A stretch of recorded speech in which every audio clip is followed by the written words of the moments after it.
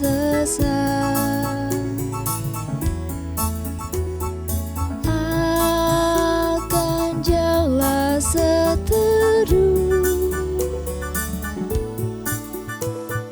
bila kau tetap dekat. Tuhan pimpin arus hidup menderas, agar jangan ku sesat. Pegang tanganku erat.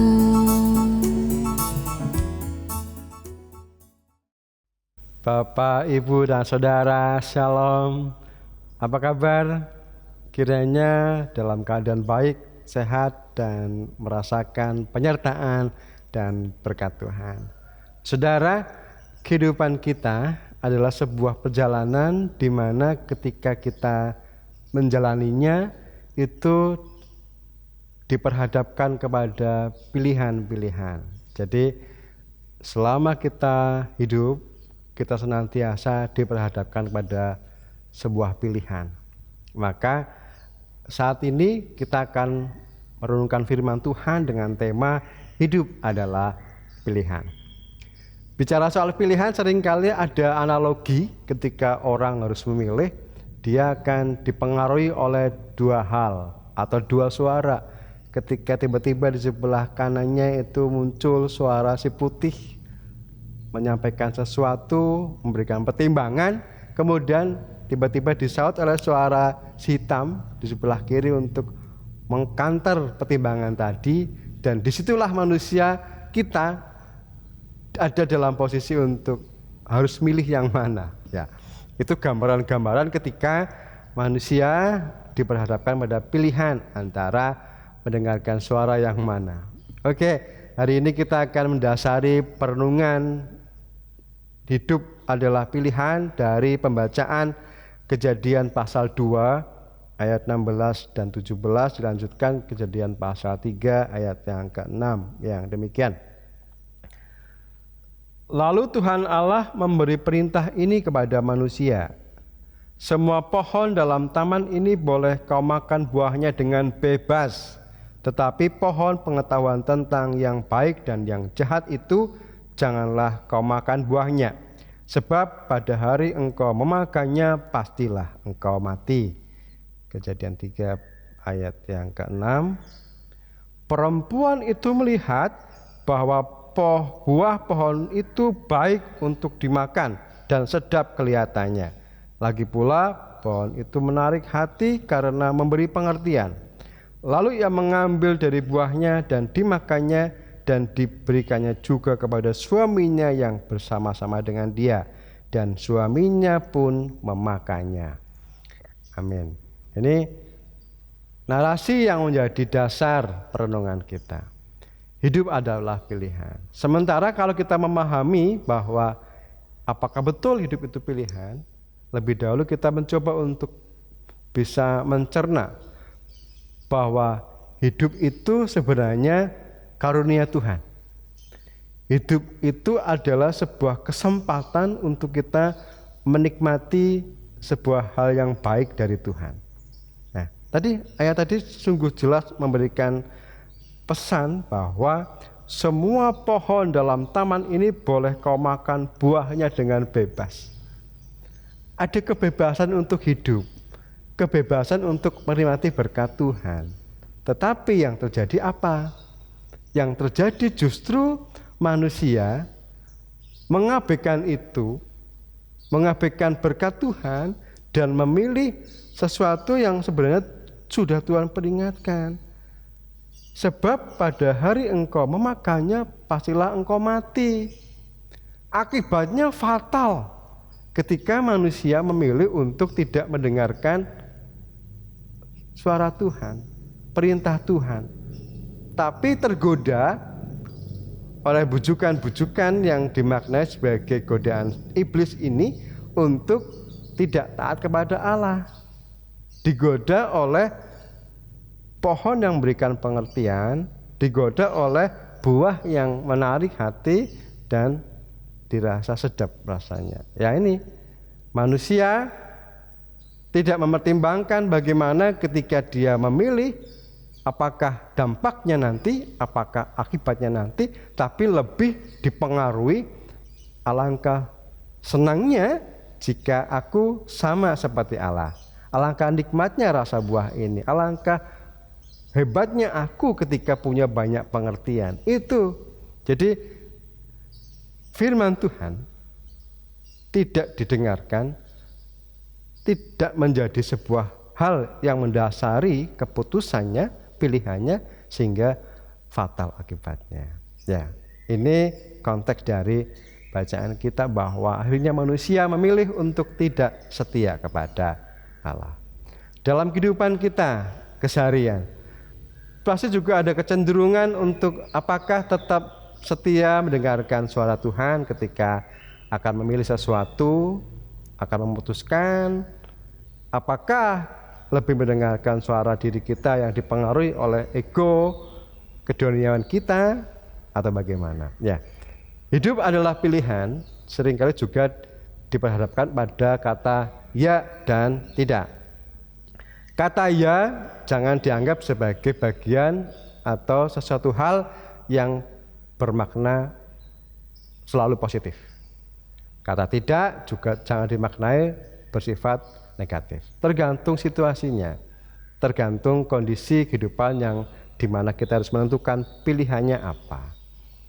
Tentu kita akan memilih ya jika harus setia kepada Tuhan, setia kepada pasangan, setia pada keluarga.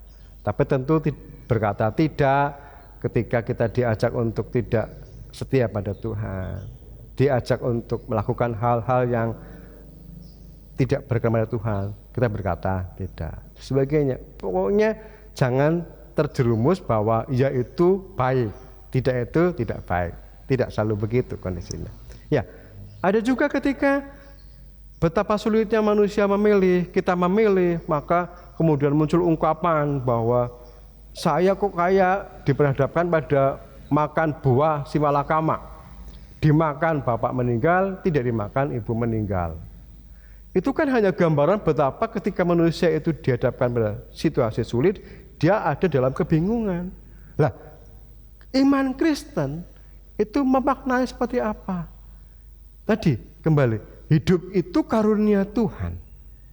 Jadi pilih bahasa ibarat makan buah simalakama itu tidak ada konsep dalam kekristenan. Kenapa? Allah pasti menolong kita untuk bisa memilih dengan baik. Contoh tadi, kamu bebas makan buah apapun, bebas hidup seperti yang kamu inginkan dengan koridor taat pada firman Tuhan, tapi jangan makan buah ini.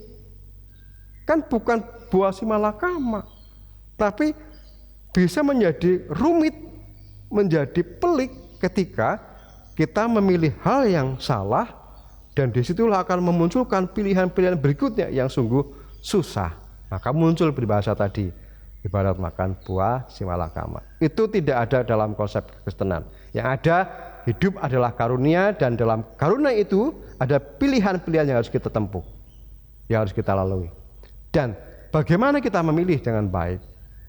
Tentu yang pertama, pilihan hidup apapun itu harus didasari dengan ketaatan pada firman Tuhan. Meskipun dirasa berat, dirasa pelik untuk menjalani, konsekuensinya tidak mudah, tapi ketika pilihan itu diambil berdasarkan firman Tuhan, kita akan bisa menjalani dengan baik. Tapi jika hanya mendengarkan suara diri kita, tentu akan semakin rumit. Firman Tuhan jadi dasar keputusan, bukan pertimbangan, tapi dasar keputusan kita. Sehingga betul-betul didasari itu, bukan sebagai pertimbangan saja. Bukan hanya sebagai suara si putih mempertimbangkan ini, hitam begini, tapi betul-betul jadi dasar keputusan kita. Yang kedua, koreksi batin kita, hati kita. Ketika kita memilih, rasanya bimbang, rasanya gamang, rasanya cemas, rasanya takut. Berarti ada sesuatu yang harus kita tata ulang dalam hidup dan pilihan kita. Itu cara Tuhan untuk mengoreksi pilihan kita sudah tepat atau belum. Yang ketiga, pilihan hidup tidak selalu soal teologis. Sisi iman, dosa atau tidak, berkenan pada Allah atau tidak. Tapi pilihan hidup itu seringkali bicara soal etis kehidupan keseharian. Milih sekolah di mana umpama, milih pekerjaan apa, milih berbuat apa sebagainya, itu seringkali hal yang praktis. Itu pun sangat berpengaruh untuk kehidupan kita ke depan. Jika hal yang praktis saja itu berpengaruh untuk kehidupan kita ke depan, apalagi soal bicara kehidupan kita secara utuh dalam kekekalan nanti. Kita milih hidup kekal atau mati kekal, tergantung kita. Tapi pilihan yang salah dulu, manusia jatuh dalam dosa, itu sudah Tuhan pulihkan dengan tawaran keselamatan yang dari Tuhan Yesus Kristus. Iman kita mau ngapa? Iman kita merespon apa? Memilih setia pada Sang Juru Selamat atau mengabaikannya. Manusia memilih apa ketika ada tawaran kasih Allah mengulurkan keselamatan? Percaya atau tidak? Itu pilihan-pilihan kita. Dan saya yakin kita semua memilih untuk percaya penuh pada firman Tuhan, pada karya keselamatan Tuhan, pada Yesus Kristus yang Juru Selamat kita. Itu menjadi modal awal yang sungguh luar biasa untuk kita mendasari hidup kita, pilihan kita berikutnya, bagi yang sisi teologis dan etis, semua hal pada penyertaan dan berkat Tuhan. Selamat memilah, selamat memilih hal yang baik dalam kehidupan kita berdasarkan firman Tuhan. Kiranya Tuhan memberkati kita. Amin. Mari kita berdoa. Ya Bapa, kiranya atas kasih Tuhan, firman Tuhan menjadi dasar kehidupan kami, menjadi dasar kehidupan karunia Tuhan, dan juga dasar pilihan kami.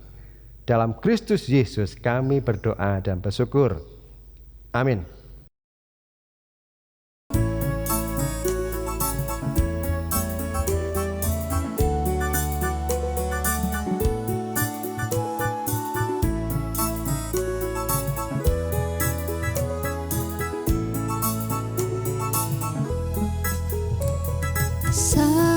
Sampai akhir hidupku, Tuhan pimpinku terus. Kelak ku puji, ku